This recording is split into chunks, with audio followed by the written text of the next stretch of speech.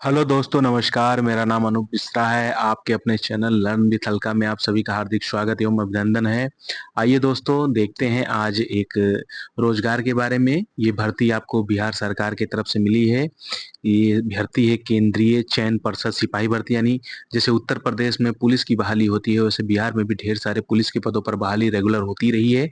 उसी से संबंधित एक नया पद आया है। आइए इसके बारे में देखते हैं। विज्ञापन संख्या 1/2025 है। बिहार पुलिस एवं बिहार विशेष सशस्त्र पुलिस में सिपाही की भर्ती पदों फार्म आरंभ हो गया है। यानी बिहार में आपको अगर पुलिस बनना है तो 18 अप्रैल से फॉर्म भरने का डेट स्टार्ट हो रहा है। सॉरी, 18 मार्च से फॉर्म भरने का डेट शुरू हो रहा है और 18 अप्रैल तक फॉर्म भर रहा है। अब सबसे पहले क्वेश्चन ये होगा कि जो बिहार का नहीं है वो क्या वो छात्र इस फॉर्म को भर सकता है? जी हाँ, बिल्कुल। बिहार के हों या भारत के किसी भी राज्य के आप निवासी हो, बिहार पुलिस का फॉर्म आप भर सकते हैं, परीक्षा दे सकते हैं। बस फर्क इतना है कि बिहार में आरक्षण का लाभ आपको नहीं मिलेगा। आप अपने राज्य में ओबीसी, एससी, एसटी किसी भी कैटेगरी में आए, बिहार में आप परीक्षा देने आएंगे तो आपका काउंट जनरल में होगा। तो इस आधार पे आप सोच ले, समझ ले, उसके बाद बिहार का फॉर्म भरें। आइए देखते हैं। तो बिहार में पुलिस परीक्षा पास में भर्ती होने के लिए जो फॉर्म भरने का डेट है वो 18 मार्च से 18 अप्रैल है। तो आप लोग बिल्कुल भी देर न करें और पुलिस के पदों पर भर्ती हो ले। इसका वेतनमान लेवल पे 3 यानी कि 27,700 रुपए से 69,100 रुपए है। और बिहार में पुलिस की जो पदों की संख्या है वो 19,838 पदों की संख्या। आइए देखते हैं किस श्रेणी में कितने पद हैं। यानी कि जर्नल में पुरुष पदों की संख्या 7,935 है, तो जर्नल में महिला पदों की संख्या 2,777 है। ईडब्ल्यूएस में पुरुष पदों की संख्या 1983 है, तो महिलाओं में ईडब्ल्यूएस में पदों की संख्या 694 है। वहीं एससी में पुरुष पदों की संख्या 3,174 है, तो महिलाओं में एससी महिला में पदों की संख्या 1,111 है। क्या बढ़िया नंबर है। एसटी में पुरुष के पदों की संख्या 199 है, तो महिलाओं में एसटी के पदों की संख्या 70 है। ईबीसी में पुरुष के पदों की संख्या 3,571 है, तो महिला ईबीसी में पदों की संख्या 1,250 है। वहीं बीसी में 53 ट्रांसजेंडर को भी इसी में मिला दिया जाएगा। तो बीसी पुरुषों की संख्या 2,381 है पदों की, तो महिला बीसी की संख्या 1,815 है। और बीसीडब्ल्यू में महिलाओं की संख्या 595, टोटल 19,838 पद हैं, जिसमें से आरक्षण के हिसाब से महिलाओं को 6,717 पद हैं और क्षैतिज आरक्षण 397 फ्रीडम फाइटर के पद हैं। ठीक है, इस प्रकार आप देख सकते हैं पदों की संख्या इतनी, मैंने आप वर्गवार बता दिया। तो सबसे पहले क्या होगा, तो सबसे पहले इसमें क्या होगा कि आप लोग को फॉर्म भरना पड़ेगा। फॉर्म भरने के बाद आप लोगों को वो क्या बोलते हैं, फिजिकल क्या है, कैसे है, शारीरिक। तो गैर आरक्षित पिछड़ा वर्ग के पुरुष अभ्यर्थियों के लिए न्यूनतम जो ऊंचाई 165 सेंटीमीटर है, सीना बिना फुलाए 81 सेंटीमीटर और 5 मिनट फुलाकर 86 है। अत्यंत पिछड़ा वर्ग के पुरुष अभ्यर्थियों के लिए 160 सेंटीमीटर ऊंचाई है और 81 सेंटीमीटर सीना बिना फुलाए, 86 सेंटीमीटर फुलाए है।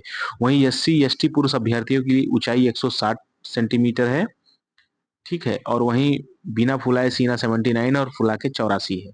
सभी महिलाओं के लिए जो लंबाई है वो 155 सेंटीमीटर की, वो किसी भी कैटेगरी को हो, महिलाओं का सीना लागू होता नहीं, तो इसलिए फुलाना बिना फुलाने का कोई मतलब नहीं है। और एक चीज और, जब सीना आप फुलाओ तो उसका माप कम से कम 5 सेंटीमीटर का अंतर आना चाहिए। और खासकर महिलाओं का जो न्यूनतम वजन है वो 48 किलोग्राम से कम नहीं, अधिक होना चाहिए।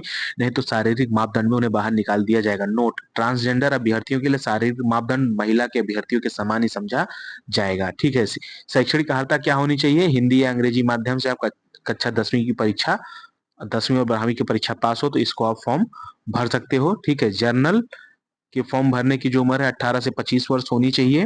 और ओबीसी में पुरुषों को 2 वर्ष की छूट मिलेगी, यानी वो ओबीसी 27 वर्ष तक फॉर्म भर सकते हैं। वहीं 3 वर्षों की छूट मिलेगी ईबीसी को, और एससी एसटी को 5 वर्षों की, और ट्रांसजेंडर को भी 5 वर्षों की छूट मिलेगी फॉर्म भरने को। ठीक है। आरक्षण बिहार सरकार के अनुसार ही चलेगा। आरक्षण में कोई व्यक्ति अपने हिसाब से दावा नहीं कर सकता है। ठीक है। अब आइए आगे चलते हैं, देखते हैं कि किस कैटेगरी का कोड कौन सा है। और एक चीज, हाँ, जिस भी चीज में आपको आरक्षण लेना है उसका जो कागज आप बनवाएंगे वो 18 अप्रैल के बाद का नहीं होना चाहिए। 18 अप्रैल या 18 अप्रैल के पहले तक आरक्षण या निवास संबंधी जो भी कागज आपको बनवाना है बनवा सकते हैं। एससी का कोड 2, एसटी का 3, ईबीसी का 4, बीसी का 5, ईडब्ल्यूएस का कोड 7 है। ठीक है, चयन प्रक्रिया कैसे है, आप कैसे होंगे, तो इसकी सबसे पहले होगी लिखित परीक्षा। क्या होगी? लिखित परीक्षा।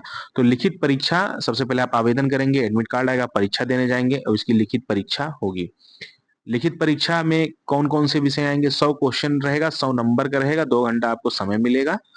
ठीक है, उसके बाद उसमें क्या क्या आएगा? हिंदी आएगा, अंग्रेजी आएगा, गणित आएगा, सामाजिक विज्ञान में इतिहास, भूगोल, नागरिक शास्त्र और अर्थशास्त्र आएगा। विज्ञान में भौतिक, रसायन, प्राणी विज्ञान, वनस्पति विज्ञान आएगा। सामान्य ज्ञान और समसामयिक यानी करंट अफेयर आएंगे। लिखित परीक्षा 100 अंकों की होगी, 2 घंटे यानी 120 मिनट का आपको समय मिलेगा। 100 प्रश्न होंगे, प्रत्येक सही उत्तर पर आपको 1 अंक दिया जाएगा और मार्कशीट आधारित परीक्षा होगी।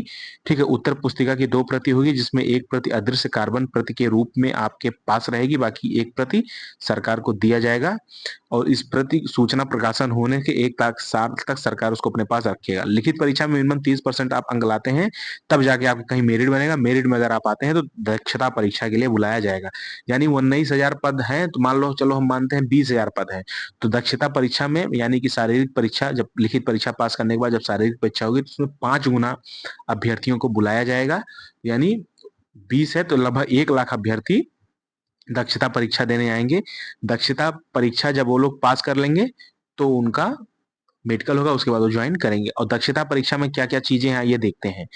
तो इसमें क्या है कि 1.6 किलोमीटर की दौड़ है, 6 मिनट में आपको अधिकतम निकालना है। अगर 5 मिनट से कम समय में निकाले तो 50 में 50 अंक मिलेगा।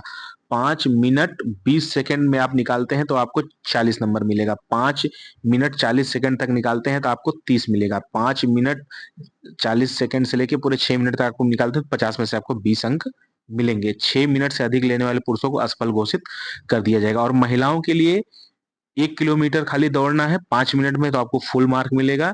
अगर 4 मिनट 20 सेकंड में निकालते हैं तो 40 नंबर मिलेगा। 4 मिनट 40 सेकंड में निकालते हैं तो 30 नंबर मिलेगा। 4 मिनट 40 सेकंड से लेके 5 मिनट तक आप निकालते हैं तो आपको 20 नंबर मिलेगा। यानी हर 10 सेकंड में 10 नंबर घटता जाएगा। गोला फेंकना, इस पे अधिकतम आपको 25 अंक मिलेंगे। और गोला जो होता है 16 पाउंड का होता है। ठीक है, और उसको 16 फीट की दूरी तक फेंकना होता है। 16 से 17 फीट की दूरी पर आप फेंकेंगे तो 9 नंबर मिलेगा। 17 से 18 फीट की दूरी पर फेंकेंगे तो 13 नंबर मिलेगा। 18 से 19 फीट की दूरी पर फेंकेंगे तो 17 नंबर मिलेगा। 19 से 20 फीट की दूरी पर फेंकेंगे तो 21 नंबर मिलेगा।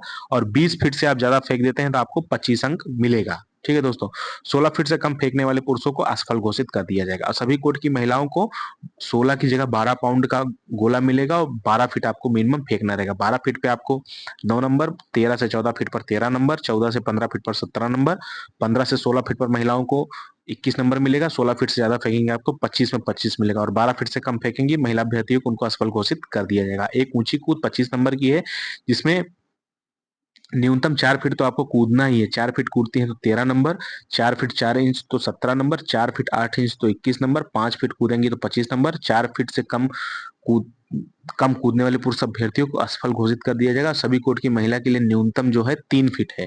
अगर आप 3 फीट कूदती हैं तो 13 नंबर, 3 फीट 4 इंच पे 17 नंबर, 3 फीट 8 इंच पे 21 नंबर, 4 फीट पे 25 नंबर आपको मिलेंगे। 3 फीट से कम कूदने पर आपको असफल घोषित कर दिया जाएगा। ठीक है, पुरुषों के लिए 6 मिनट तथा महिलाओं के लिए 5 मिनट में दौड़ पूरी करना अनिवार्य है। उसके बाद गोला फेंक होगा, गोला फेंक के बाद ऊंची कूद होगा, ऊंची कूद के बाद आपके शरीर का माप जोख होगा। तो इस तरीके से होगा। तृतीय चरण आपका क्या है? दस्तावेज है। यानी कि सबसे पहले आपका लिखित परीक्षा होगा।